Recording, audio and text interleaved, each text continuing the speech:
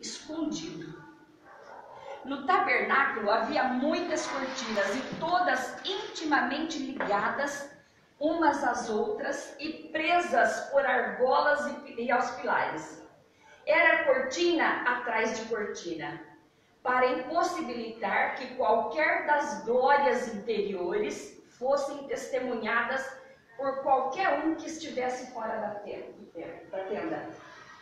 Irmãos, Deus é tão poderoso e tão dono de si que Ele não tem necessidade nenhuma de aplausos. Ele não tem necessidade nenhuma de dizer que Ele faz só para receber a minha. Ai, nossa, meu parabéns. Ele não tem necessidade disso.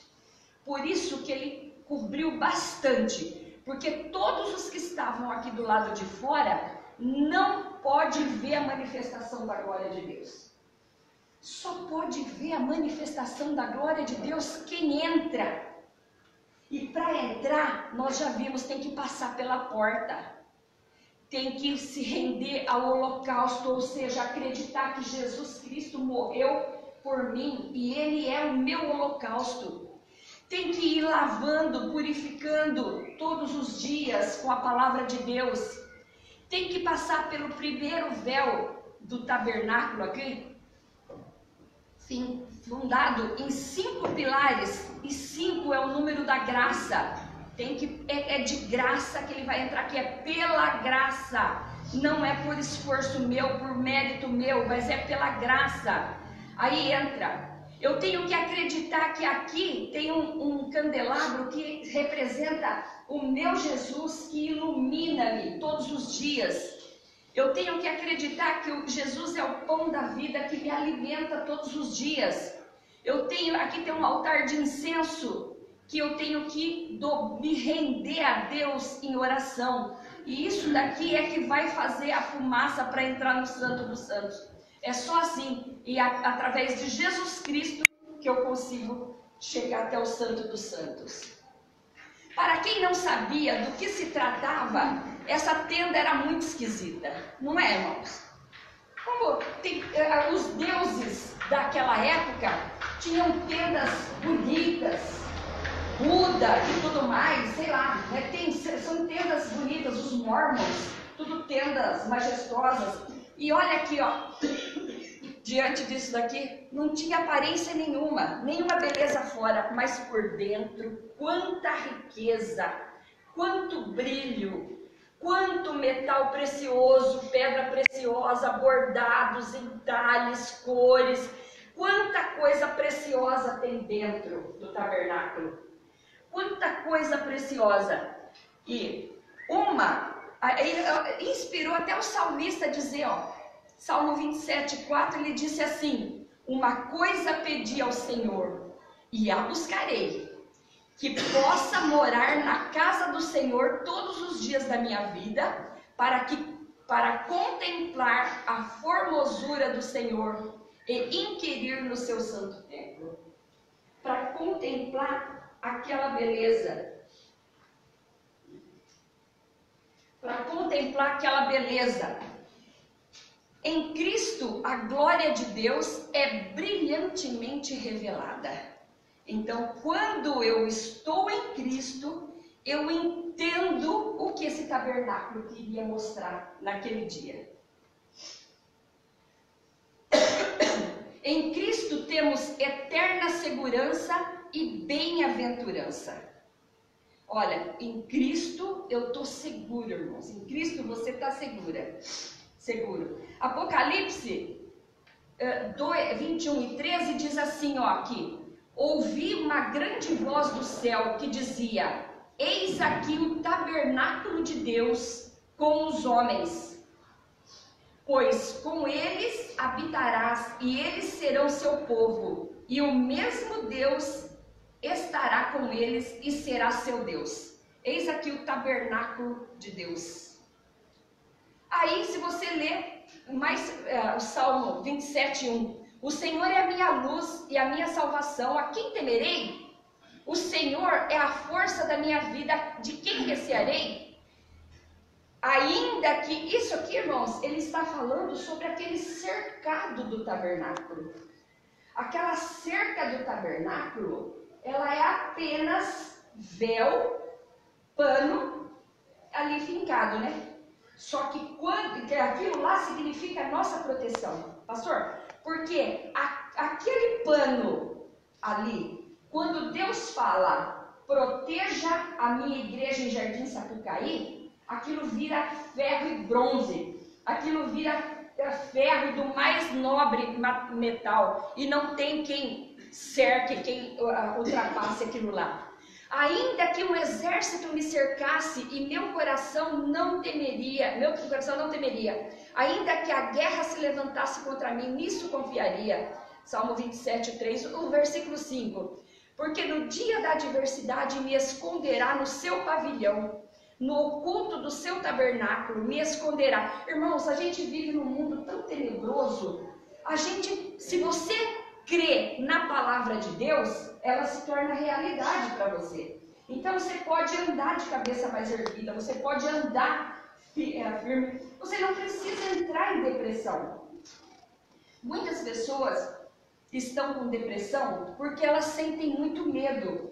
A depressão está matando as pessoas. Mas olha, o que diz aqui, ó, ainda que um exército me cercasse. Exército do quê? Pode ser de dívida, pode ser de pessoas, pode ser seja lá do que for, ainda que eles me cercassem para tentar acabar comigo, entrar na minha mente, querer que não, o meu coração não temeria, ainda que a guerra se levantasse contra nisto confiaria. E a guerra, irmão, se levanta todos os dias, não é mesmo? Se você não tem uma mente que diz assim, ó, eu penso o que eu quiser, ele me ofendeu, mas eu vou pensar o que eu quiser, e muda o seu pensamento, acabou a guerra.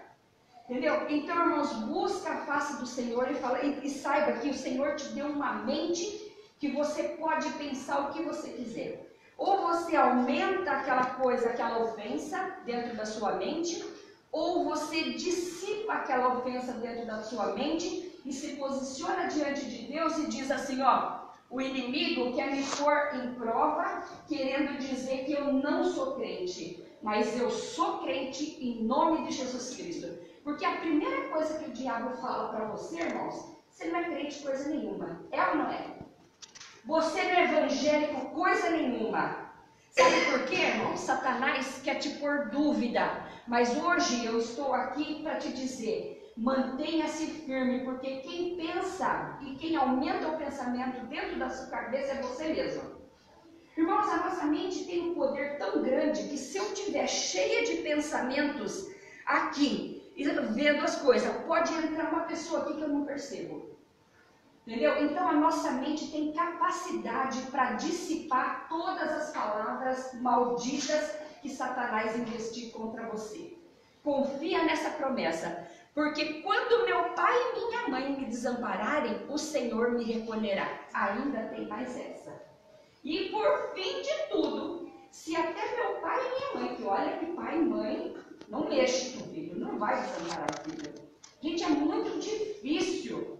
Mas se acontecer, ele fala assim, nesse dia eu vou te recolher. Mas está tão terrível que a mãe vai jogar vida de janela, matando, gostar. Mas é um caso muito raro, né, de loucura. A pessoa precisa de Jesus. Estava oculto no azul celeste, na púrpura a nível de realeza. Cristo estava oculto no carmesim, no linho fino torcido, branco e resplandecente. A Santíssima Trindade estava ali, habitando dentro do véu. E Cristo era o protótipo de tudo isso. O Evangelho parece até fraco, né? O Evangelho tem uma aparência fraca. A aparência, essa cerca do tabernáculo também tinha uma aparência fraca. Mas ó, ele estava sob pilares do Evangelho. Leão, ó, Mateus, leão. Marcos representa o boi. Lucas, o homem perfeito. João, a águia. Então, o Evangelho, que aparentemente é fraco, está sob essas bases, sob esses pilares. Portanto, de fraco não tem nada. Na cruz, expiando nossos pecados, Jesus intercedeu por nós no lugar santíssimo, derramando seu sangue a favor de toda a humanidade. Então, como a gente já falou, nós temos que estar lendo esse trimestre Êxodo, Levítico e Hebreus. Esses 3 livros, irmãos, têm que estar sendo lidos todos os dias, tá? Os túmulos se abriram. Ah, irmã Vilma, então tá bom. Os túmulos se abriram. Teve um terremoto naquele dia. Por isso, o terremoto rasgou o véu. Não, senhor. O véu rasgou-se de alto para baixo, tá? Talvez até ficou aqui um pedacinho para falar que aqui, não é mesmo? Não, talvez não. Rasgou-se de alto para baixo. Ele abriu de alto para baixo, para dizer que não foi daqui para cima, tá? Então, o Senhor Jesus, ele foi a nossa expiação, ele é o que nos purifica, ele nos ajuda, intercede por nós junto ao Pai, ele é a luz que nos ilumina, ele é o pão que nos alimenta e nos leva até a presença de Deus. O véu trançado e seus fios. O tecido que constituía o véu, símbolo do caráter santo e pleno do Senhor, fixado em 4 colunas e 4 bases de prata. Na entrada do templo, do santuário, era a base de bronze. Quanto mais perto da presença de Deus, melhor material. Então, ali, no entrada do Santíssimo, base era de prata. A porta de entrada e entrada do lugar santíssimo tinha todas as mesmas cores que estavam, 4 colunas, o Evangelho, em todas as bases dos lugares, prata maciça, a redenção e os querubins. O Evangelho é o poder de Deus para a salvação de todo aquele que crê. Romanos 1. Então, ó, lá no dia do Éden, esse véu que tinha querubins estava fazendo o homem se lembrar que houve pecado, e o pecado é que faz separação entre Deus e o homem. Os querubins estavam ali para lembrar a todos que havia uma separação entre Deus e os homens. Então, por causa do pecado, teve essa separação, e porque esse homem foi gerando gente até chegar ao nosso tempo, todos pecaram. Então, é como assim, Se o seu time ganha, você ganhou com o seu time, certo? Se o seu time perde, você perde com o seu time, certo? Pois Adão pecou, pecamos com Adão. Se ele tivesse sido exaltado, seríamos exaltados com Adão. Mas ele não pediu perdão, né, pastor? Então, ele insistiu em justificar o erro dele e todos pecaram. O escritor de Hebreus traz uma imagem forte e viva do véu, juntamente com seus fios trançados, que representava a carne de Cristo, a união da natureza humana e divina do Senhor. A lei cerimonial não podia fazer perfeitos aqueles que iam ali, nem sua observância levaria os homens do céu. A caminho que levava ao lugar santíssimo ainda não havia se manifestado. Irmãos, então, com toda aquela santidade, com todo aquele ritual, com todo aquele, vamos dizer, matança de animais, o homem ainda não era purificado, só apenas cobria o pecado. A vida e a imortalidade jaziam escondidos até que foram expostas pela luz do Evangelho, representado pelo véu que se rasgou quando Cristo morreu. Então, com tudo aquilo, ainda era um enigma. Eu continuo falando de um Deus que cercou todo o tabernáculo. E sabe o que ele quer dizer para nós com essa cerca? Que estamos bem protegidos e de todos os lados.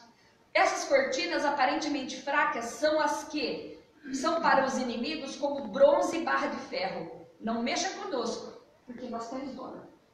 Irmãos, e não mexa mesmo. Alguém aqui, eu sei, tem um testemunho para dar sobre isso daí. Não mexa com o servo do Senhor. Não mexa. E não é apenas com o ungido do Senhor, não. Qualquer crente. Todos nós somos sacerdotes e reis diante do Senhor. Não mexa não, tá? Então tenha muito cuidado para falar do irmão. Por isso que as 7 coisas que Deus odeia e uma ele abomina é a língua que vai falando de irmãos dentro da igreja e juntando peças para falar. Vai contaminando as outras pessoas. Vai contaminando e juntando peça para formar uma briga, né, pastor? Quantas pessoas já se perderam pelo inimigo, né? Porque aonde Deus habita não existe confusão. Não existe confusão. Então, aí eu costumo dizer o seguinte: essa pessoa ainda não conheceu a Cristo. Ela se convenceu que o Evangelho é bom, ela se convenceu que é bom estar na igreja, mas ela ainda não se converteu a Cristo.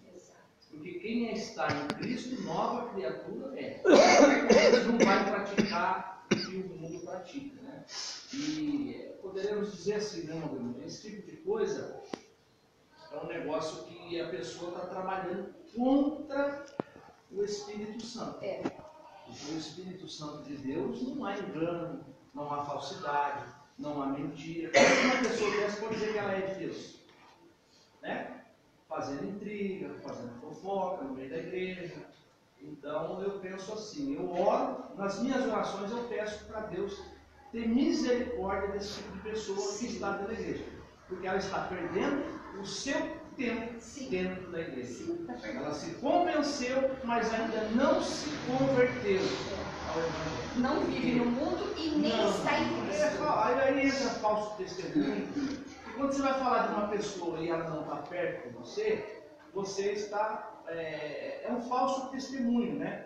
Você está fazendo... Porque assim, hoje num julgamento existe lá o advogado, tem o juiz, tem o advogado da acusação, tem o advogado de defesa. E a pessoa está lá para se defender, né? Quando uma pessoa está falando pelas costas de outra, ela está cometendo um pecado muito grande e ela está causando coisas terríveis para a sua própria condenação, como está escrito lá em 1 Coríntios, né?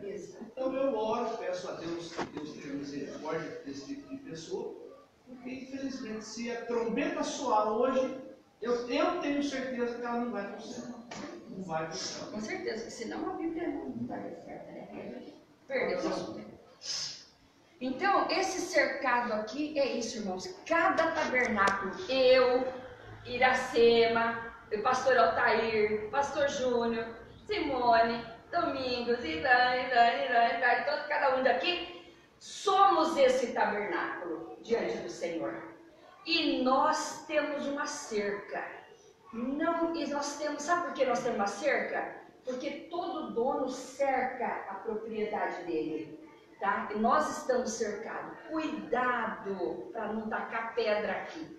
Não taca pedra daqui. Que se o crente que tacar pedra no tabernáculo aqui, ó, é porque ele está do lado de fora.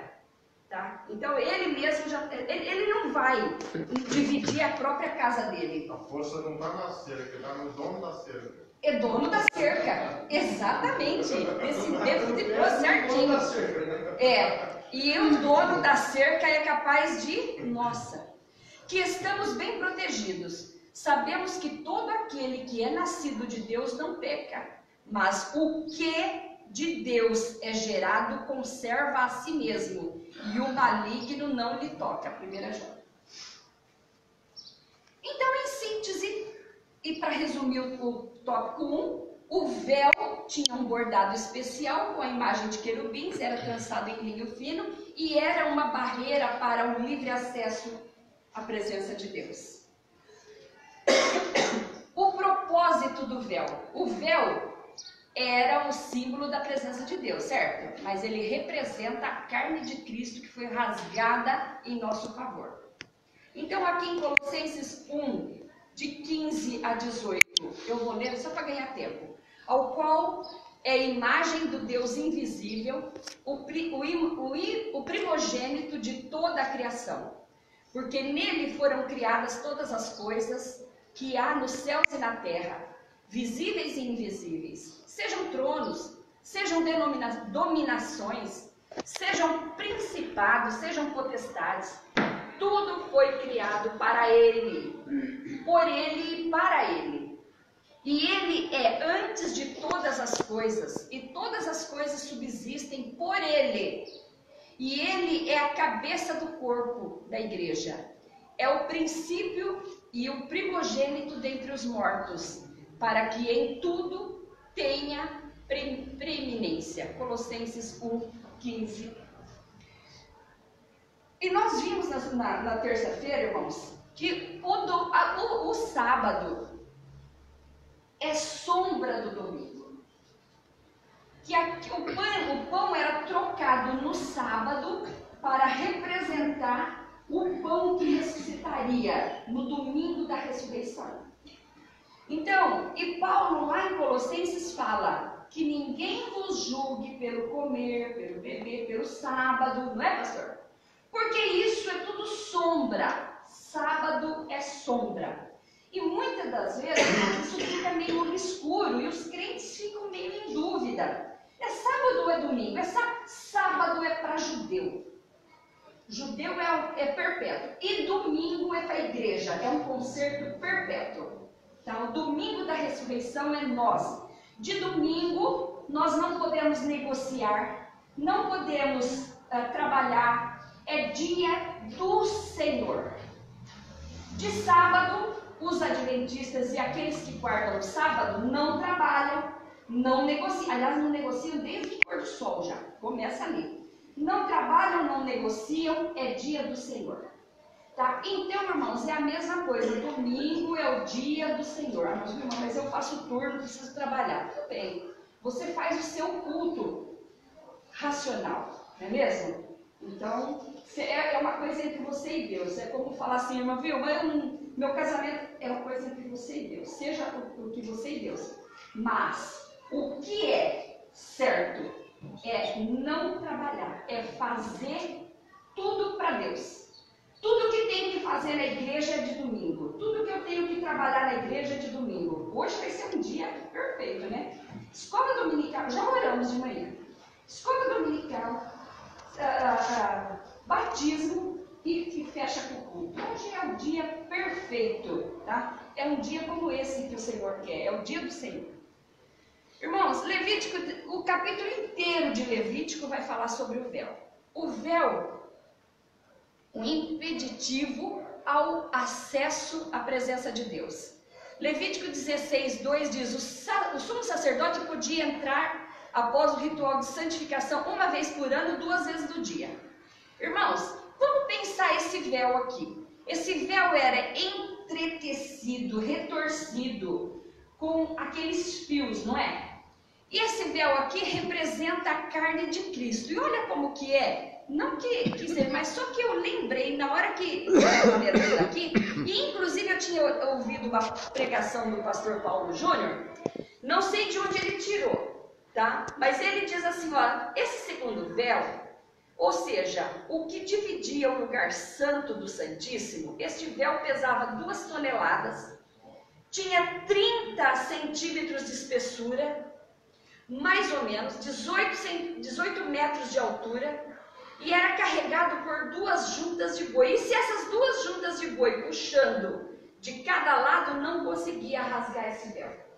Ou seja, esse véu só foi rasgado mesmo e só seria rasgado um dia com a ação de Deus, por uma ação divina. Ninguém mais conseguiria rasgar esse véu. 30 centímetros é como uma mão, é o tamanho de uma mão. Então, é bem entretecido como o nosso corpo. Eu lembrei disso daqui, tá? Na hora. Não sei qual é a fonte disso daqui, mas parece que tem a ver. Agora, se esse véu tinha tudo isso e era tão fechado assim, como que o sacerdote entrava até ali? Eu estou orando ao Espírito Santo, estou pedindo, estou buscando e quero ver se ele me esclarece, tá? Então, e me mostra alguma fonte para trazer para vocês. Porque o sumo sacerdote entrava ali como? Tá? Mas vamos deixar isso até o final do curso para nós todos vermos isso, tá bom? Então, eu acho que tem lógica, mas também, e agora? Como que ele entra? Porque o sumo sacerdote, no dia da expiação, era um novilho, um carneiro carneiro e 2 bodes. Ele degolava o novilho e ele ia até o Santo dos Santos levando sangue em favor dele. E ele punha o sangue no lado oeste do propiciatório. Propiciatório é onde está a arca, certo? Ele punha ali, ó, no oeste. No oeste é bem na parte do trono ali. Ele punha sangue ali. Porque ali, para a remissão do pecado dele, era só com sangue. Era uma vez por ano. Então, como ele fazia isso? Né, pastor? Não sei com essa largura de véu. Então, eu vou ver ainda, tá, irmãos? Assim como, aquele dia eu falei assim para vocês, irmãos, o sacerdote era puxado lá de dentro se ele morria. Mas também não sei que fonte. Eu ouvi em alguma pregação, tá? Então, eu não sei a fonte daquilo lá. Tá bom, irmãos? E aí, então é isso daí, ok? Então, quero assim, trazer uma mensagem com responsabilidade para os irmãos. O sumo sacerdote podia entrar no lugar santíssimo, não por méritos pessoais, nem pela formosura do véu, senão mediante o sangue da expiação. Levítico 15, ó, diz que ele punha sangue aqui, ó, no lado oeste do propiciatório.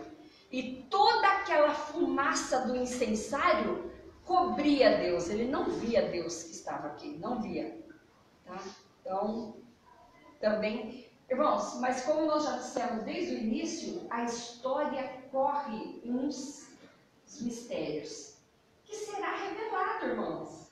Sabe por que nós estamos aqui? Nós estamos numa faculdade e o nosso diploma vai ser o dia que esses mistérios forem revelados. Se você quer que esses mistérios sejam revelados na sua vida, permaneça firme no caminho do Senhor. Porque naquele dia, ao invés de ser a Vilma que vai estar aqui, ou o pastor Júnior, vai ser o Senhor Jesus. Aí ele vai dar o diploma O para cada mestre dos mestres. E aí, irmãos, tudo vai ficar claro. Nossa, como que eu não entendi aquele dia que o pastor falou? Como eu não entendi aquele dia que a irmã Vilma falou? Hoje está tudo tão claro. Vai ser desse jeito. Vai valer a pena, irmã Iracema? Oh, meu Deus! A única função do sacerdote era expiar seu próprio pecado e o pecado do povo. Por isso, toda a orientação divina quanto à pureza do sacerdote era, em sua casa, era rígida. Irmão, se o sacerdote só vive da obra, a cobrança vai ser muito maior do que aquele que se divide. Porque, olha, aquele que é voluntário, né? Voluntário. E outra, pastor, tem pastores que ele tem que trabalhar para o próprio pão da casa dele. Ele tem que trabalhar, batalhar para pagar a conta de água, luz, telefone. Então, irmãos, como que Deus vai cobrar de um pastor assim a mesma coisa daquele que fica 24 horas só fazendo isso? Esse vai ter uma cobrança muito grande. Esse que se divide, Deus vai tolera muita coisa e Ele é muito misericordioso. Ele vai ajudando, porque esse que se divide está fazendo além, está indo além, porque é fácil alimentar a igreja e alimentar a casa. Não é fácil, irmãos. Às vezes você trabalhou ali no pesado o dia todo, você tem vontade de chegar em casa e cair na cama, acabou para mim, não tenho mais força. Mas você tem que juntar força porque tem um rebanho te esperando para comer. Não é mesmo, pastor? Não é fácil. Então, você chega com fome, mas você tem que ter o alimento para dar para a igreja. Exatamente. E aquele dia que você fez o melhor seu e já te levou tanta bordoada, não é, irmão Altamiro? A gente às vezes faz o melhor para a pessoa, fez com tanto carinho, pensando tanto, quando você vai instalar, é uma bordoada, não é mesmo? Aquilo chega trabalho de pedreiro, trabalho de pedreiro, e eu não posso nem pagar um ajudante para jogar massa para eu em cima da parede, da vendão. Eu tenho que descer, pegar a massa, jogar em cima, assentar o tijolo, depois tornar a descer, pegar a massa e jogar em cima, porque eu não posso pagar nenhum ajudante para ganhar o sustento de cada dia. Exatamente. E ele chega à noite e ainda tem que preparar a medicina. E como que prepara a medicina? Como? É o Espírito Santo. É o Espírito Santo, é pela graça mesmo. É, porque ele está ali o pó.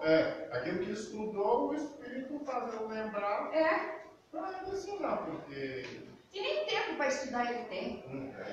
E fazer um curso, tem um curso 4 meses. Ele pode isso? Não pode, ele está hiper cansado, entendeu? Então, Deus tem a sua misericórdia para tudo, viu, irmãos? Deus é muito justo. Hoje, a obra expiatória de Jesus é o único meio que temos para chegarmos à presença de Deus.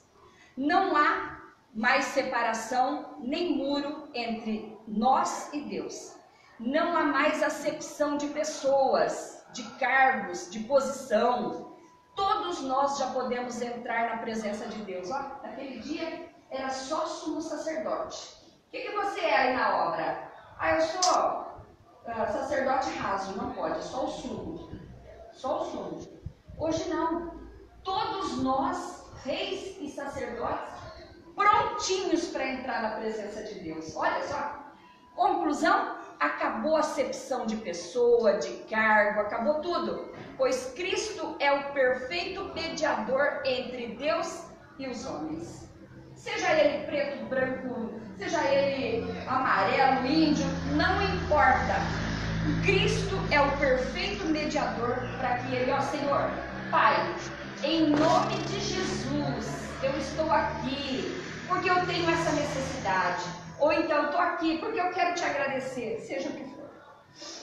Em síntese, o tópico 2 diz assim, o véu interior tinha o propósito de ser o símbolo da presença de Deus no lugar santíssimo, o impeditivo direto à presença divina e as indicações do caminho para Deus, dizendo, teve pecado, então ele simboliza tudo isso. E diante disso só resta, gente, Jesus é o que eu sei que é pouco, mas é tudo que tenho, né? Vamos fazer isso ao Senhor, todos os dias. Eu quero falar com mais detalhes sobre esse trajeto aqui, tá, irmãos? Onde está a arca, aqui o Santíssimo, o lugar santo. O escritor de Hebreus chama esse daqui de tabernáculo, mas nós chamamos o lugar todo de tabernáculo. Então, o lugar santíssimo tinha o formato quadrangular, era um lugar quadrangular, na fórmula de um cubo. O lugar santíssimo tipificava o trono de Deus. Então, nós vamos falar bem melhor e detalhado disso daqui, não vou me adeter nisso hoje, não. Porque tem uma aula bem preparadinha para vocês, para finalizar, e vocês vão entender tudo. Desde aqui da porta até chegar aqui na presença de Deus. A Arca da Aliança tipificava a plenitude de Deus, a sua santidade, sua glória e sua majestade. Efésios 3, 17 a 19,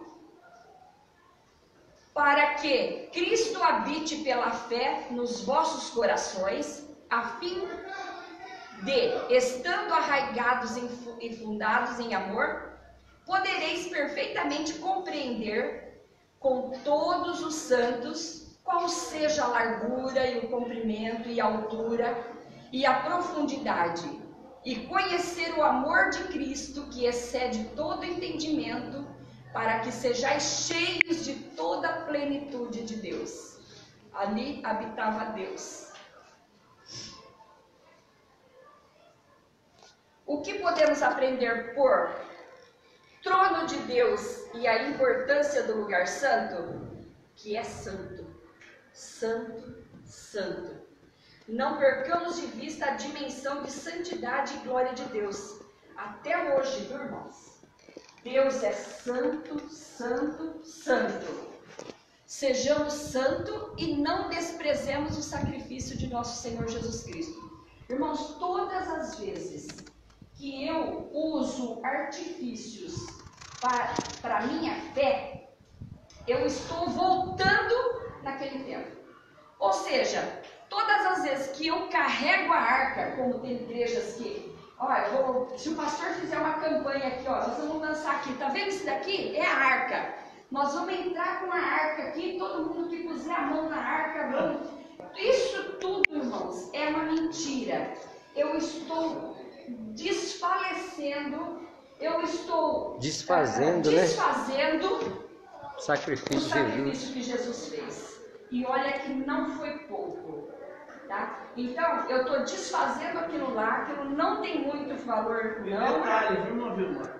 Tem que pagar para tocar na arca, tá? Então, ainda tem que pagar para tocar na arca. Ou seja, a pessoa vende o céu, a pessoa está todo mundo comprando o céu e não está tendo lugar nenhum no céu. Então, é uma mentira. É uma mentira através do evangelho. É a mesma coisa, irmão Altamiro, que você fazer um armário maravilhoso e a dondoca ou a pessoa chegar e falar, não gostei, não era assim que eu queria. Poxa, tanto amor que você dedicou, ou você fazer uma casa maravilhosa e a pessoa falar, ih, nossa, não recomendo. Nunca mais, fui recomendado por você, nunca mais vou recomendar. Desse jeito, sabe, isso machuca, fere. É a mesma coisa, Jesus passou, fez todo aquele trabalho e você agora vem com uma arca, achando que se você puser a mão na arca, você vai ser salvo, você vai ser protegido, você vai ser não sei o quê. Irmão, tem misericórdia, né? Foi João que viu ela, né? A própria arca, a arca relucente, ela que Deus habitava, Deus escondeu ela, que viu ela na visão do Apocalipse, né? Apocalipse 11, eu gravei, eu estava lendo Apocalipse na semana passada. Apocalipse 11 e 19. João viu a arca do concerto. Então, na visão que ele teve quando ele escreveu o Apocalipse, essa arca não está na terra. Não está na terra. Ninguém acha essa arca na terra. Ninguém achou. Ninguém achou, estudioso. Televisão agora, vasculha. Vasculha, hein? De Israel, chapada, entra em tudo quanto é. Hoje procurando a arca. E Deus já falou, tá aqui comigo. Ó, João, mostra, fala pra minha igreja que tá aqui. Aí vem um e vira e faz um símbolo. Tem dinheiro, né? Vai comprando ouro. Aquilo deve ter mais ouro do que. Então. E vai enchendo de ouro. Não é nem revestido de ouro, é toda de ouro. Bijuteria, né?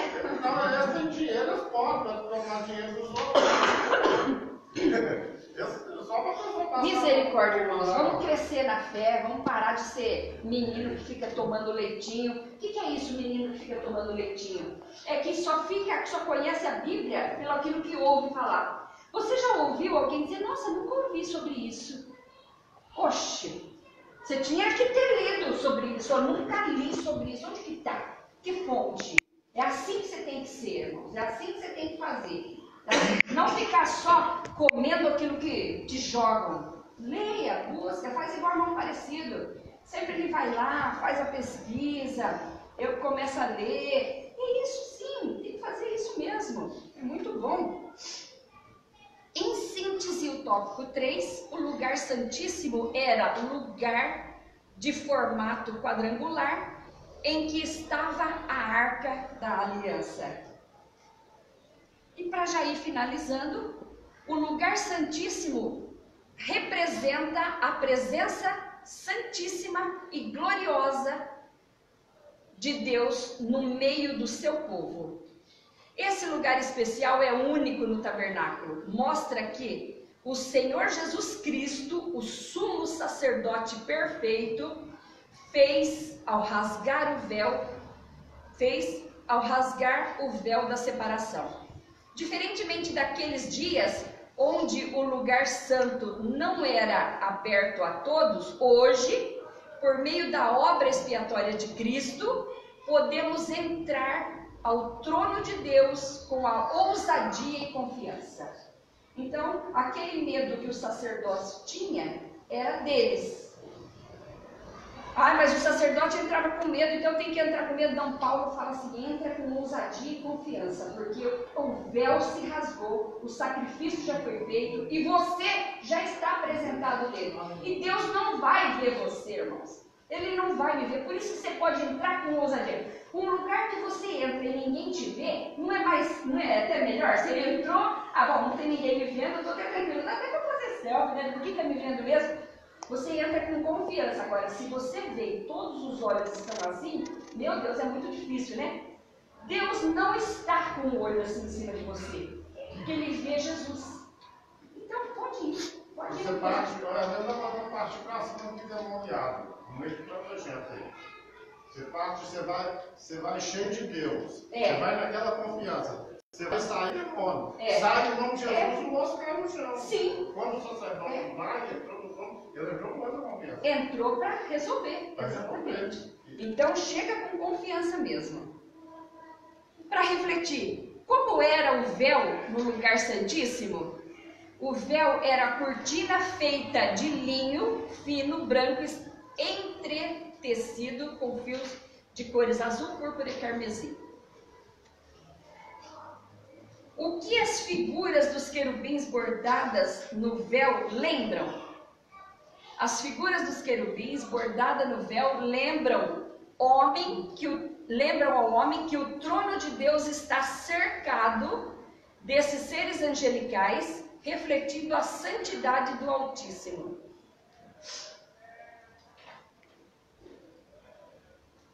Em Hebreus, o que o véu tipifica? Em Hebreus, o véu tipifica a carne de Cristo, que encobria a presença divina do seu corpo. Qual o único meio ou caminho pelo qual podemos entrar na presença de Deus? Jesus Cristo. A obra expiatória de Jesus Cristo é o único meio que temos para chegarmos à presença de Deus. Portanto, tudo que te mostrarem fora isso, não acredite. Como devemos nos portar como filho de Deus? Como filhos de Deus, não podemos perder de vista a santidade e a glória de Deus. Ou seja, não podemos fazer barraco, não podemos fazer todo mundo nos ouvir. É melhor a gente ser sensatos, tá? Começar a aprender a sensatez. Próxima lição vai ser maravilhosa. Nós só vamos falar sobre a Arca da Aliança. E eu espero por você. Que Deus abençoe a todos. O pastor está com a palavra. Deus que abençoe, irmãos, a todos que assistiram essa aula, tá? Ela estará no YouTube, no meu canal D4540. Todos poderão assistir ali. Obrigado a todos que tomaram um tempinho para assistir essa aula. Muito obrigado, um abraço a todos. Mais um aprendizado hoje.